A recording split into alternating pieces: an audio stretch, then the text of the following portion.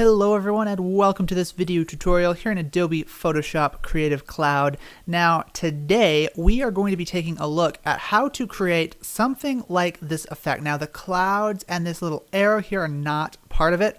That is simply to show you what I started with and what the final result was. So I started with this single picture of a cloud and through some actually fairly easy manipulations in Photoshop was able to achieve this really cool sort of spiral, I don't even know what you'd call it, sort of a crystallized-ish effect, but it's very cool. You could use it for like a background or texture for any of your projects. So this is the total image here. So yeah, without further ado, let us jump right in and get started. Let's close this for right now. We don't save. So the first thing that you're going to want to do is grab a picture that you're going to manipulate. So for me, I just have this cloud image right here. Now, to open this up in Photoshop, you can either go, File, Open, and then search all over your computer to find it. Ironically, it's right there. But what I like to do is pull up the file, just click and drag it right on over, and boom, it opens up in Photoshop. Simple as that. So what we're going to do now is take this image and manipulate it a little bit. So if you remember the original, let me just open this back up here. If you remember the original image, you can see this kind of almost liquefied effect here on the edge. Well, if we just use this image as it is, it's going to create a very hard line on the edge, which is not necessarily what I want for this. So what I'm going to do is I'm going to go to File, New. Just create a new document here that's going to be, let's say, 300 pixels wide by about 800 pixels tall. Resolution is just going to be 72. Color as RGB, that's fine. So click OK. We have this tall rectangular document to work with. So we're going to go back to the cloud image. And by the way, if you're ever wondering, if you go to like File, New, and you get the new document, you're going to see these tabs up in the very top, almost like if you're in a web browser. So if you click back to the original clouds image here, that brings you back to the picture so we can work with that. So the first step is to get this picture rotated to more vertical instead of a landscape orientation and put it right here. So we're going to go to the rectangular marquee tool. Keyboard shortcut is M. And just kind of click and drag. Something like that should be fine. You go to Edit, Copy, of course, Controller Command C. And then if you go over to this other document, Controller Command V, or Edit and Paste. Now, it does come in at at the wrong angle. This is still landscape, and we want it to be portrait. So all I have to do is hit Command on a Mac or Control on a PC plus the T key to transform it, and just rotate it around here and make it a little bit smaller. Should be good. So we'll go back to our Move tool right here. That allows us just to move this around the canvas freely. So what we're going to do now is do something to the edges here. Again, like I said, we don't want this harsh edge. We want it to be sort of feathered. Now, there are far more ways to do this than I'm going to show you in this tutorial. For this effect right here, I actually created a custom brush, which, let's see if I can bring that one up for you. So the custom brush that I made is, whoa, that's not right. Make this a little smaller. Perfect. So the custom brush that I made is this sort of splattery effect. Now, you could do that, or you can simply use one of the default feathered brushes here. So click on the brush tool, go up to this little arrow here, and you can select any of these. So I'm just going to use this first one. And all you have to do is click sort of right here in the top bit. Actually, the first thing we're going to do, is create a layer mask. So with the layer 1 selected, we can actually rename that Clouds. Just double click on the name to rename it. we'll create a new layer mask, which is this icon right here. There you go. And making sure that we're painting with the darker color. So you have white and black, right? Now, you can kind of think of it as a layer mask as an sort of an invisibility sort of effect. If you click and paint on the layer mask with a black brush, you can see it disappears.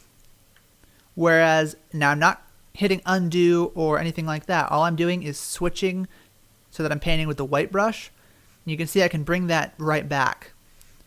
It's a very cool effect, and it allows you to work non-destructively with layers in Photoshop. So very cool, very helpful and useful effect to use layer masks.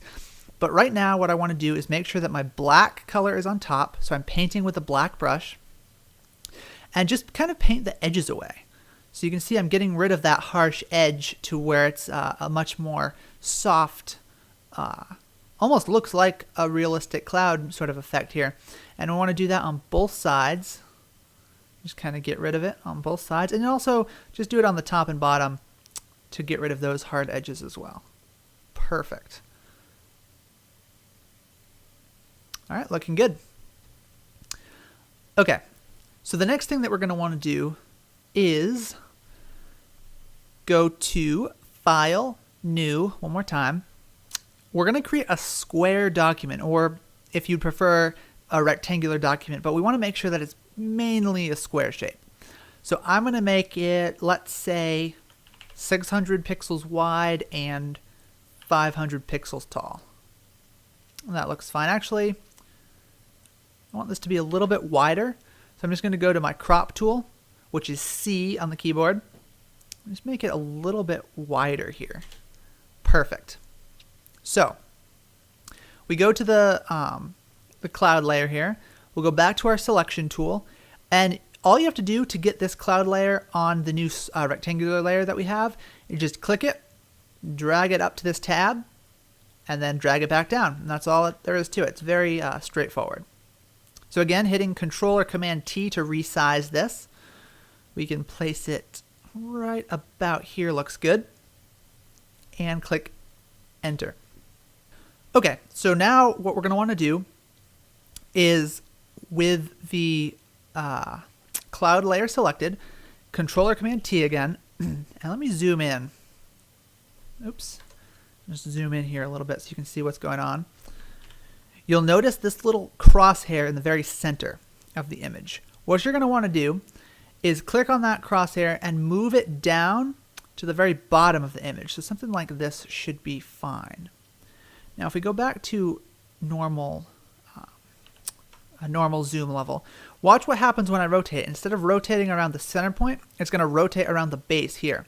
So boom, there you go. Pretty cool. Now in order to get the this particular cloud effect to go all the way around in a circle, you would have to do a duplication. You'd have to duplicate this layer and rotate it around a bunch of times. However, there is a very cool keyboard shortcut that allows you to do this with surprising ease. It is a little bit complicated. It's 4 keys all at once, and it is Alt or Option, Alt on a PC, Option on a Mac, Control or Command, Control on a PC, Command on a Mac, and Shift. So I'm going to use the PC commands because I'm on a PC. But so you hold down Control, Alt, Shift, and press T. And as you can see, that duplicates the last couple of steps. It's called the Step and Repeat tool in Photoshop.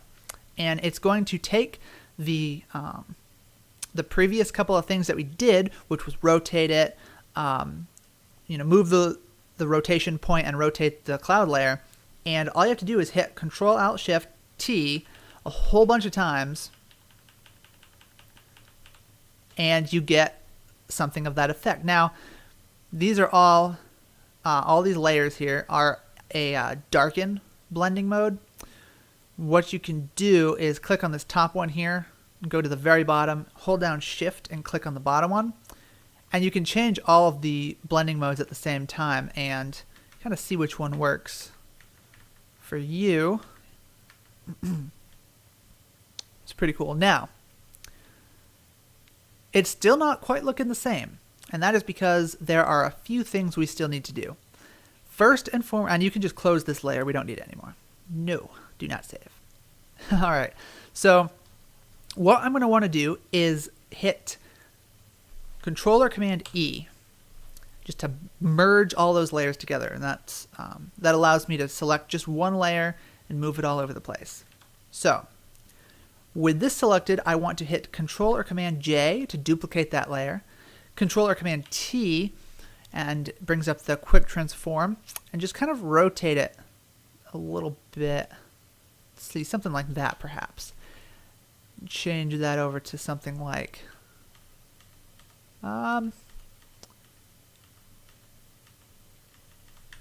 let's see. That one's kind of cool. I don't know if it's really what I want though for this. Okay, we'll leave it at that for now. And what I want to do is create a new layer, but I don't want to create just a new layer on top of everything. I want to create a new layer between the background and the clouds layers. So click on the background. This little sticky note icon down here creates a new layer. We'll rename this background or BG. And now what you want to do is go to your gradient tool, which is this guy right here. And I just used for this one right here, I just used a default background gradient. You can use any of these, or if you double click it, it brings up this options menu and you're able to select the colors that you want. So it looks like maybe I actually didn't use a default and this was just one that I randomly created. So you can just actually, let me just walk you through creating this entire sort of gradient. So you probably start with this one. All you'll want to do is go to this first button right here, double click, brings up the color selector, and we'll just choose sort of a light blue, and go to the middle here, and just click again, and it will automatically add a color slider. Double clicking that, of course, brings up the color picker, and let's do a light green, and finally we'll do light red, sure. So click OK. That's our background gradient, and we can now click and drag across the background. Now it still doesn't look very good. Well, depending on what you want, potentially doesn't look very good. So if we click on this clouds background here, instead of a normal blending mode, let's try overlay. Interesting effect. Now there's nothing I can tell you here definitively that will make this look good. It's all a matter of playing around with it, seeing what different options you come up with. And the great thing about blending modes is that everyone has their own taste, everyone has their own go-to blending modes, if you will, when creating stuff like this. And it's really just a matter of playing around, figuring out what sort of works for your composition. Oh, that's interesting. This is actually a lot more psychedelic than I thought it was going to be. All right, well, this is actually looking pretty cool. And again, it's just a matter of playing around, seeing what effect you can come up with. Some things are going to look really cool, some things are not. Some things are going to look cool, but maybe not what you wanted. You just kind of have to mess around with it and see what you get. I kind of like, let's say this right here. So again, it doesn't look anything like this one, partially because I did use that custom brush, but more so than not, it's really just a matter of the picture you choose, the exact area of the picture you crop out, what your background colors are, what blending modes you use, how far you rotated the initial cloud layer. It really depends on a lot of variables as to what your finished product will look like. In fact, if you follow along exactly with this tutorial, it probably won't look the same. You obviously don't have the same picture that I have, but even if you have a picture of clouds, it's going to look completely different depending on all the different variables that are present. And that's kind of the fun of it. You can mess with this. I honestly kind of like this. It's a very simplistic, sort of simple effect, but it looks kind of cool depending on what you're going for. So again, I hope this was useful to some of you. Hopefully it was enlightening and educational, and you at least learned a little something about Photoshop. I think I'm going to stick with this. This is really cool, and I like purple, so it works. And again, if you would prefer, because this is not a very large background at all, I used a fairly small dimension because I'm recording, and my computer likes me a lot more when I don't stress it too much. But you can use a 1920 by 1080 document if you want to go with HD video screen. You can use, if your monitor has a specific dimension and you want to do a desktop background, you can create a document. It doesn't have to be this specific size. So yeah, hopefully this was educational and enlightening. If you have any questions about Photoshop or design or what have you, feel free to leave that in the comment section below. I can't promise that I'll be able to answer everything, but I will do my best. So yeah, hopefully you enjoyed the video, and hopefully you learned something, and I will see you next time. Thanks so much for watching. Bye.